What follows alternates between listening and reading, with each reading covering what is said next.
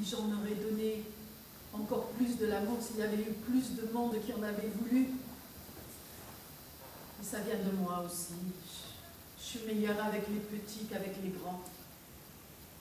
Petits bouts de chou rose avec leurs bouches rigolardes et leurs yeux tout ronds qui vous dévorent d'amour. Ça, je sais comment faire. Comment leur faire plaisir, leur donner des bisous, des câlins, tout ce qu'il faut.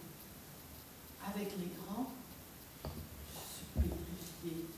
Je ne sais plus. J'ai l'impression qu'ils vont se rendre compte. Mais se rendre compte de quoi? Que je ne suis pas bien intéressante. Marie, qui vous a dit que vous n'étiez pas intéressante? Je sais pas, personne. Mais personne non plus ne m'a dit le contraire. Et c'est ça qui m'a le plus manqué. Une gentillesse par-ci, une gentillesse par-là. On ne peut pas dire que j'ai poussé au compliment. Oh non, faut absolument que j'arrête ça. Ils veulent vendre, ils veulent tout vendre. Oh, et alors? Mais alors, c'est absolument pas le moment. Oh, la bourse déprime, le marché est tout plus bas, ils vont me faire perdre un argent fou. Faut que j'appelle ma banque. J'exige de parler à la doctoresse. Vous m'entendez? Je l'exige. Marie, ce sont des pensées sublimes comme celle-ci que vous aimeriez avoir? Ah, ce n'est pas parce que mon sang circule dans les veines de ces petits crétins snobs et prétentieux que je vais les laisser dilapider mon capital. Oh, d'ailleurs. Qu'est-ce qu'ils me prouvent qu'ils sont seulement mes fils? Attendez, ils sont cons, très cons. Ah oui. Alors ils sont debout. Pardon.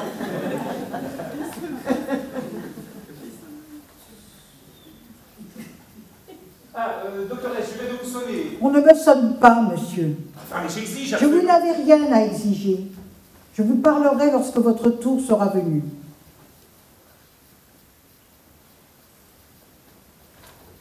Vous devriez interroger le président. Le président est quelqu'un qui a réponse sur tout.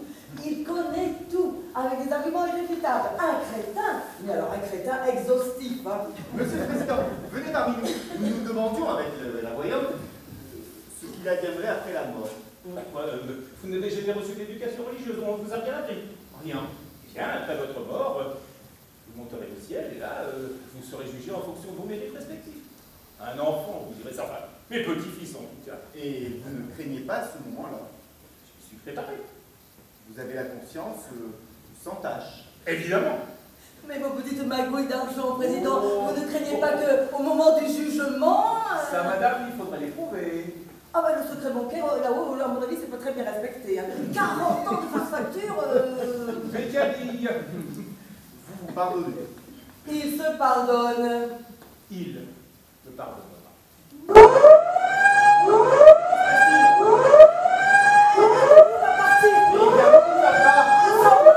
ne sait qu'au dernier moment, dans l'ascenseur. Madame Martin, je suis désolée. C'est mon tour? Oui, C'est une bonne nouvelle, j'espère. je ne peux rien vous dire. Pas de nouvelles. Bonne nouvelle, hein, comme on dit. On va vous conduire à l'ascenseur. Oui. Il faut m'aider. Parce que j'ai le cœur fragile.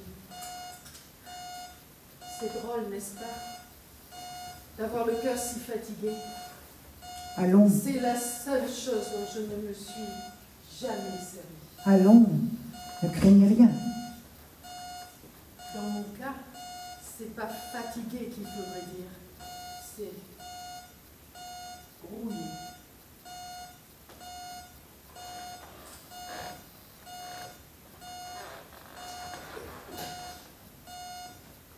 Adieu, Madame Martin. Adieu, docteur.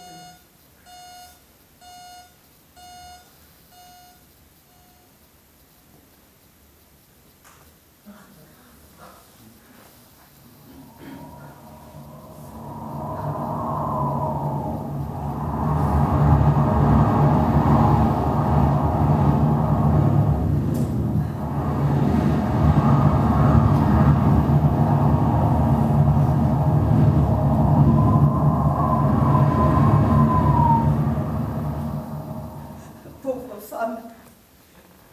Vous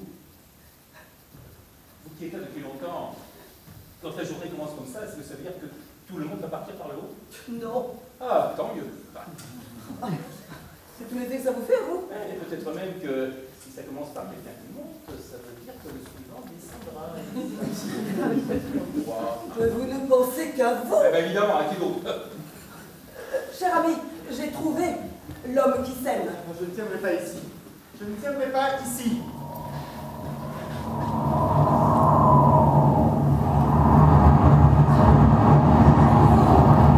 Quelqu'un arrive. Oui, quelle chance.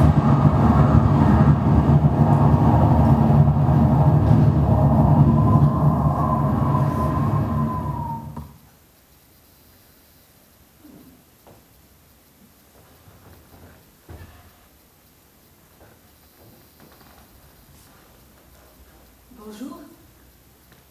Bonjour. N'ayez pas peur. Mais pourquoi voulez-vous que j'ai peur? Je vous présente Julien, le président... Delbecq. Pardon? Delbecq. Et moi-même, Madame Bonaventure. Je suis ravie d'être ici. Et vous croyez vous être malheureuse? Le seul fait de pouvoir marcher normalement, sans appareil, sans crispation ni douleur, suffit à me renseigner. Être libéré de tous ces tuyaux, ces sons, ces cathéters, ça me donne envie de danser. La pauvre enfant, j'ai bien peur qu'elle se croie morte. Bonjour Laura. Bonjour, doctoresse. Comment vous connaissez? Laura a déjà fait un séjour ici. La première fois, quand j'ai perdu connaissance, je quittais mon corps. J'étais légère, légère, comme aspirée vers une lumière que je distinguais mal. Oui, ça n'avait été qu'un profond évanouissement. La deuxième fois, je suis restée 2 jours ici. Cette fois-ci, Nous verrons. Vous êtes gravement malade? la santé n'est pas mon fort. Laura, pouvons-nous aller dans votre chambre? Non, Je dois vous dire des choses très confidentielles. non. Ma santé n'a rien de confidentiel. Laura, s'il vous plaît, allons dans votre chambre. Qu'avez-vous à m'apprendre? Que mon cœur ne bat presque plus? Qu'il menace de s'arrêter si je ne suis pas greffée immédiatement? Je le sais déjà. Vous n'avez pas Qu'il faut que changé. quelqu'un meure rapidement, brusquement et proprement, je le sais aussi. À tout à l'heure, ma petite Laura. Ah, docteur, est-il possible que je vous... Non, Égalité, cher président, égalité. Jamais rien connu de si humiliant. Qu'est-ce que vous aimez faire dans la vie? Moi, je ne sais pas. Et vous? Décevant, réponse. Je suis un homme décevant. Qu'est-ce que vous étiez en train de faire avant que j'arrive? Oh, ben on disait du mal des uns des autres, on mordait un peu pour se faire les dents. On continue? Mais on ne vous connaît pas assez pour bien dire du mal de vous. J'ai une idée. Dites. Vous allez être choqués. Non, dites. J'aimerais que l'un de vous me fasse un peu la cour. Bon. Vous ne voulez pas? Vous savez, à cause de ma santé, les garçons n'ont jamais été entreprenants avec moi. Mais ici, puisque rien n'est réel, rien ne dure, on pourrait faire semblant. Semblant de quoi? Moi, je fais semblant d'être normale. Regardez, je peux marcher, tourner, danser. Et vous, vous pourriez faire semblant d'avoir un flirt avec moi. Oh, s'il vous plaît, dites oui. Non. Et vous? Faites-le, vous. J'ai la nette impression qu'elle préférerait que ce soit vous. Comptez pas sur moi. Mais c'est elle qui compte sur vous. Je ne veux pas. Pourquoi? Parce que vous ne savez pas? Ah, ces mots-là, je les connais par cœur, je les ai vomis 100 000 fois et j'en suis malade d'avance. Mais pour lui faire Mais à plaisir. quoi bon? Alors, quand il s'agit de draguer pour votre plaisir à vous, vous trouvez les mots, hein. Mais quand il s'agit de faire plaisir à quelqu'un d'autre, alors là, il n'y a plus personne, hein. Oh, et vous en êtes capable, vous, là? Pardon? Bien sûr que non. Oh, mais bien sûr que oui, j'en suis capable. Bon. Je vais vous faire un brin de cours. Un bras? Un baobab. Bon, alors mon enfant, je commence par la lune, les étoiles, les arbres, les fleurs, ou je passe directement à vous? Moi, directement. Soit.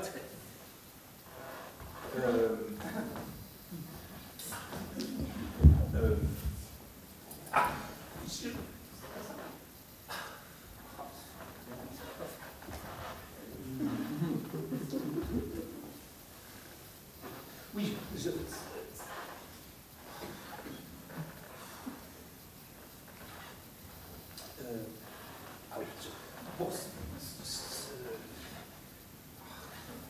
Vous l'admirez bien. de quoi? La gêne. Ah, mais je fais pas semblant. Hein. Oui, c'est Mais non, mais je fais semblant. pour moi c'est totalement différent. C'est la première fois. Ah oui. Encore. Vous êtes très jolie, mademoiselle. Oh, mais vous aussi, vous êtes très jolie. Bon, mais vous avez rien d'autre à faire ailleurs? Vous l'admirez bien aussi. La bêtise. On devient bête quand on est amoureux. Laura, madame, monsieur, voulez-vous bien maintenant me laisser seule avec... C'est tout à fait hors de question. Le président vient de me demander un mariage, n'est-ce pas? Je suis sérieuse, Laura. Mais moi aussi. Je dois parler à Julien.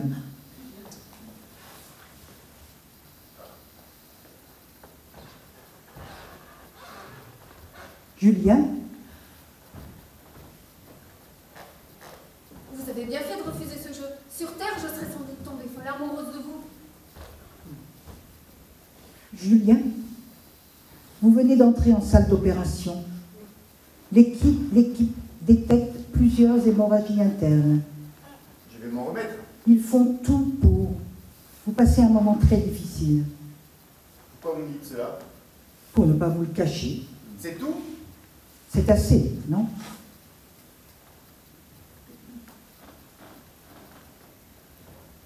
N'ayez pas peur. J'aimerais bien vous y voir. Mais vous m'y voyez. Pardon. Rien de plus commun que de se croire unique. N'ayez pas peur, puisque vous ne savez pas ce qui va vous arriver. Soyez confiant. Est-ce que vous avez une idée de ce qu'il y a là-haut? J'ai de l'espoir. Comment vous faites pour être aussi optimiste? Quand on ne peut pas faire autrement, je me suis habituée à mettre de l'énergie partout. Certainement parce que je n'en ai pas dans mes muscles. J'aime la vie, d'un amour non réciproque, mais d'un amour fou. J'aime la mort aussi. Et vous devez faire aux hommes. Non, je leur fais peur. On n'imagine pas qu'un garçon sérieux puisse tomber amoureux de moi.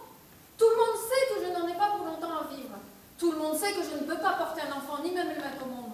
Sur Terre, je suis un simulacre de femme, un fantôme. Je n'ai aucun avenir. Là-bas, ils font comme s'ils étaient immortels.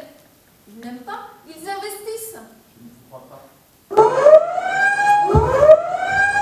Julien, c'est votre tour. Oui. Allez vers l'ascenseur. Je vais mourir. Je suis persuadé que je vais mourir. J'ai peur. Il ne faut J'ai pas- peur, Laura. Parlez-moi. Qu'est-ce que vous voulez que je vous dise? Parlez-moi de vous vite. De vous, dépêchez-vous. Je n'ai plus qu'une minute. Où habitez-vous? Dans une grande maison au bord de la mer avec des fenêtres larges comme l'horizon. Et puis, il y a la plage. Oui, longue, blanche et bleue. J'adore qu'on me promène longuement sur l'allée de la plage. Et puis, qu'aimez-vous faire? Rêver, écouter de la musique et en écoutant de la musique, écouter le silence autour. Et puis, Lire voracement pour vivre toutes les vies que je ne vivrai pas. et puis, Et puis, il me semble que j'aimerais être amoureuse. moi aussi. Laura, vous êtes très belle. Pourquoi me dites-vous cela? Parce que je le pense, depuis que je vous ai vu, mais je n'ai pas donné la peine de vous le dire. Lorsque les portes de l'ascenseur vous ont laissé apparaître, je vous ai trouvé étonnante, magnifique. J'ai pensé, je ne suis pas beau, mais quelle importance puisqu'elle est belle pour deux. Taisez-vous.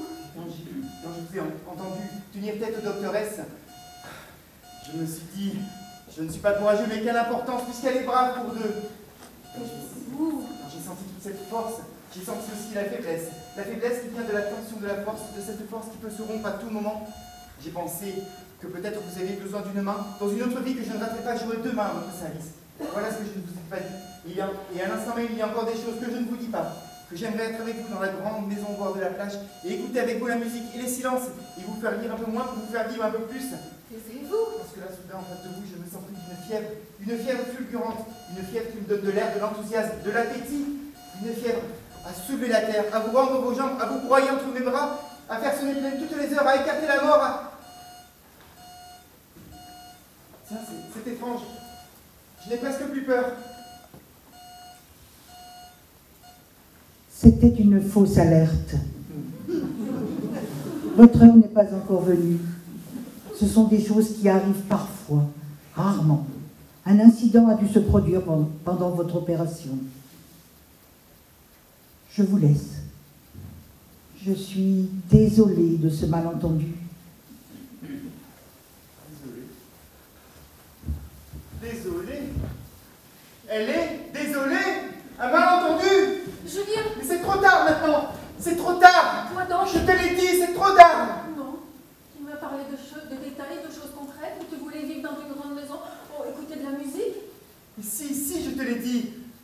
Ces mots-là, mes lèvres les ont prononcés 100 fois toutes seules comme un exercice qui appartient à la gymnastique du sexe. Pour la première fois, je les ai sentis passer. Ça me brûle. Non, tu n'as rien dit. Je te l'ai dit. Je te le dis. Tu n'as pas pitié, n'est-ce pas? Non, non, pas une seconde. C'est injuste. Jusqu'ici, je n'ai jamais eu peur. Mais maintenant, j'ai si peur. Peur de quoi? Peur de te perdre.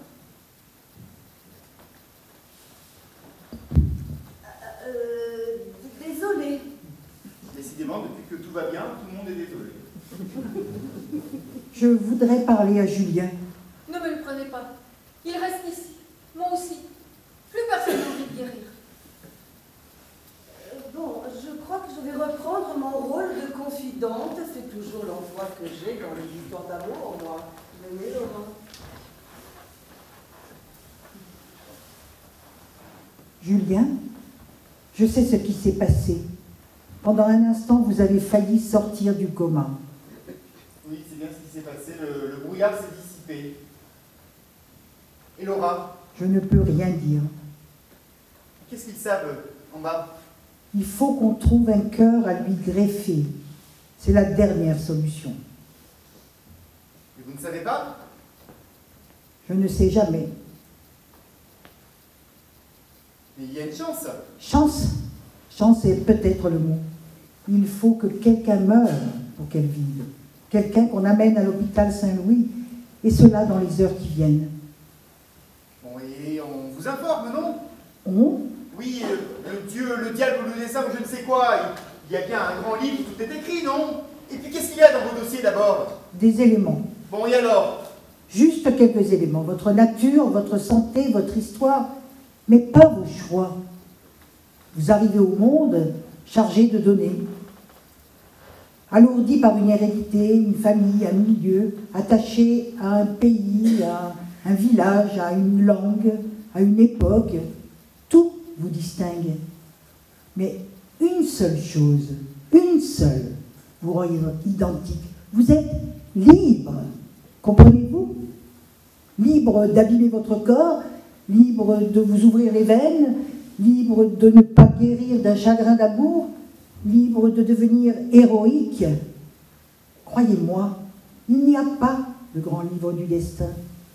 Juste quelques indications sur une fiche, des données. Ce qu'on ne peut pas calculer, c'est votre liberté. Qu'est-ce que vous me racontez, là? Je ne vois pas très bien ce que Laura pourrait choisir.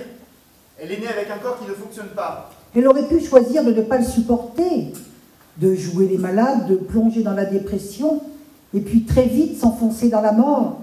Mais elle a choisi d'aimer la vie malgré tout, d'être joyeuse, d'être légère, d'être amoureuse de tout.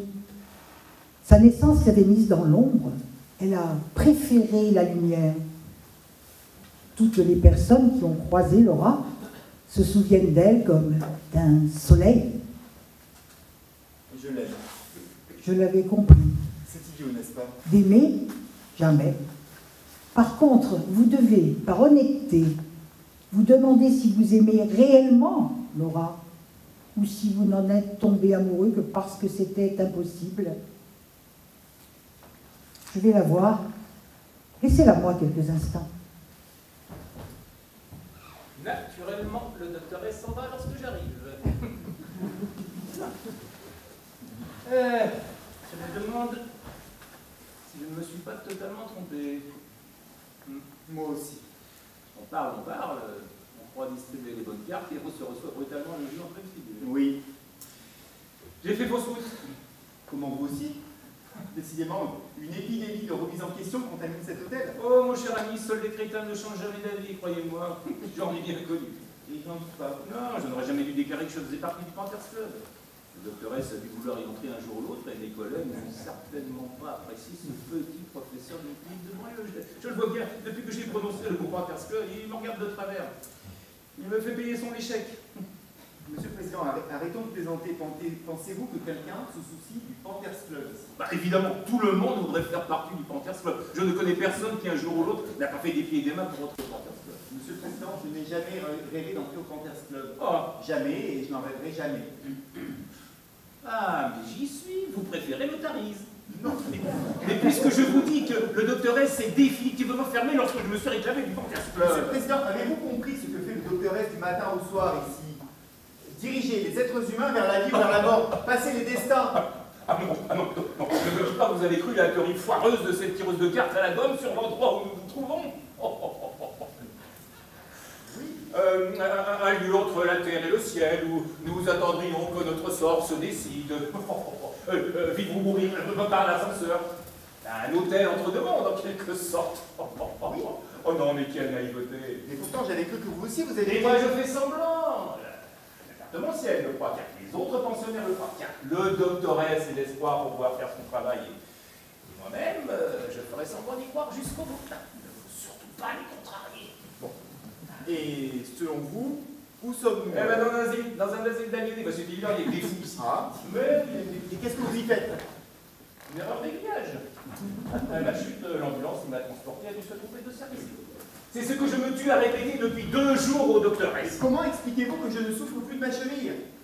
Et que Laura, qui d'habitude se déplace en fauteuil, puisse danser, puisse tourner? Les pouvoirs de l'autosuggestion.